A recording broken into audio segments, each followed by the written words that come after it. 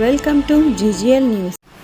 వివిధ శాఖల అధికారులతో సమీక్షా సమావేశం నిర్వహించిన Emmiganur MLA doctor B V Jayanageswara Reddy.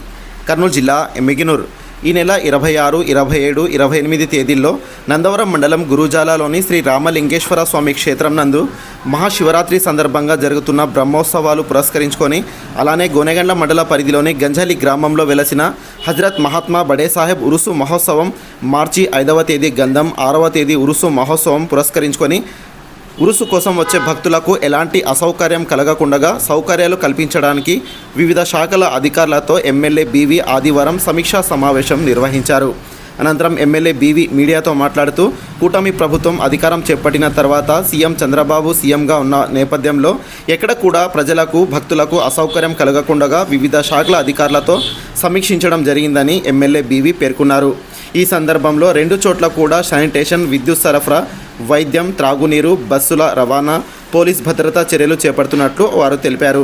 ఈ కార్యక్రమంలో డీఎస్పీ ఉపేంద్రబాబు, వివిధ శాఖల అధికారులు, కూటమి నాయకులు పాల్గొన్నారు. ప్రతి సంవత్సరం ఘనంగా జరుపుకునేటువంటి శివరాత్రి మా గురజాల మహాక్షేత్రంలో మా నియోజకవర్గంలో రామలింగేశ్వర స్వామి ఆవిర్భావం ఒక అదృష్టంగా భావిస్తున్నాం.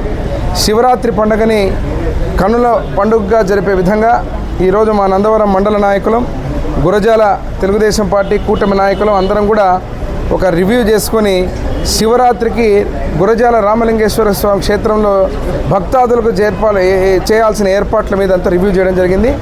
ఈ సంవత్సరం కూటమి ప్రభుత్వం ముఖ్యమంత్రిగా నారా చంద్రబాబు నాయుడు గారు ఉన్నటువంటి పరిస్థితిలో బ్రహ్మాండంగా ఘనంగా ఈ యొక్క ఏర్పాట్లన్నీ చేయడం జరిగింది.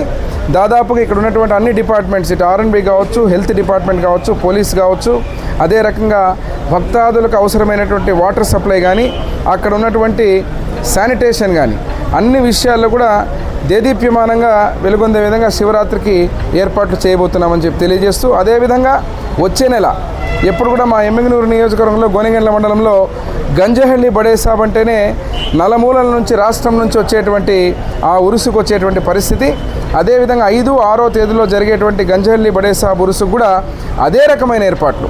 ఈరోజు ఏదైతే అక్కడికి రావాల్సిన వచ్చేటువంటి భక్తాదులకు ఇబ్బంది కలగకుండా ట్రాన్స్పోర్టేషన్ కానీ, బస్సెస్ కానీ, డ్రింకింగ్ వాటర్ కానీ, శానిటేషన్ కానీ అన్ని ఏర్పాట్లు చేసి ఆ యొక్క ఉరుసుని, గంజహళ్ళి బడే సాబ్ ఉరుసును కూడా అత్యంత వైభవపేతంగా జరపబోతున్నామని తెలియజేస్తున్నాను.